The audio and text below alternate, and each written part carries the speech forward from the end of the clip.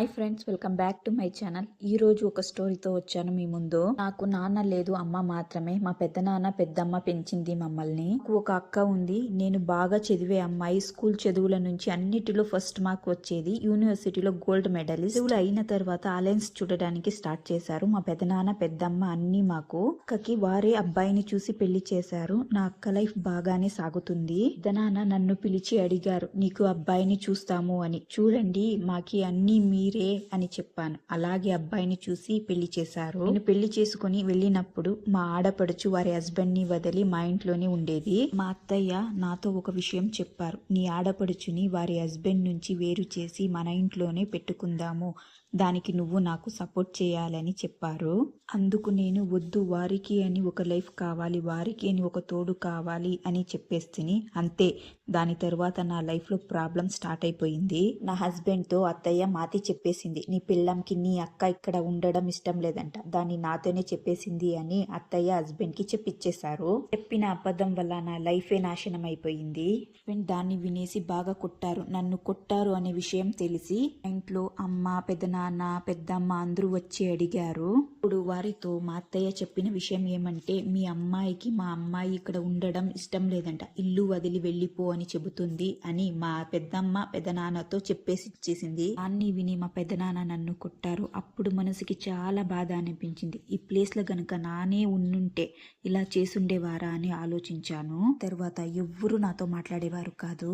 Husband కొంచెం కూడా ముఖం ఇచ్చి మాట్లాడేవారు కాదు. నా ఆడపడుచు, అత్తయ్య, మావయ్య, మా ఇంటి వాళ్ళు కూడా మాట్లాడేవారు కాదు. నాకు ఏమైనా కావాలా, ఏమైనా అవసరం ఉందా అని అడిగేవారు కూడా లేదు. ఆ ఇంట్లో నేను అనాథలా బ్రతుకుతున్నాను. కొన్ని రోజుల తర్వాత నా హస్బెండ్ కి ట్రాన్స్ఫర్ అయ్యి వేరే ఊరికి వెళ్లాల్సిన సిచ్యువేషన్ వచ్చింది. ఇప్పుడైనా నా లైఫ్ మారుతుంది అని అనుకుంటుని ఆ ఇంట్లో నేను మా హస్బెండ్ మాత్రమే ఉండేవాళ్ళము. హస్బెండ్ కొంచెం కూడా మాట్లాడేవారు కాదు.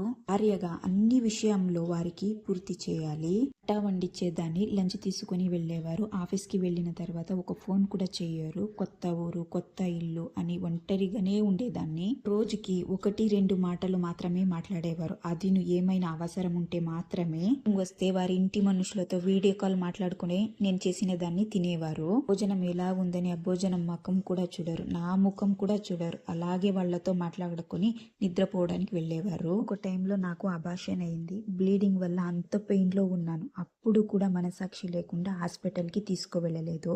నేనే హాస్పిటల్కి వెళ్ళి ట్రీట్మెంట్ తీసుకున్నాను. మళ్ళీ ఇంటికి వచ్చాను. అప్పుడు కూడా మనసాక్షి లేకుండా ఆ ఇంట్లోనే నన్ను ఒంటరిగా వదిలేసి వాళ్ళ అమ్మ వాళ్ళ ఇంటికి వెళ్ళిపోయారు. 10 రోజుల తర్వాత వచ్చారు ఇంటికి. ఇంటి జన్మమున్నవాడు, ఇలాంటి మనుషుడు నాకు హస్బెండ్ లా దొరికాడు.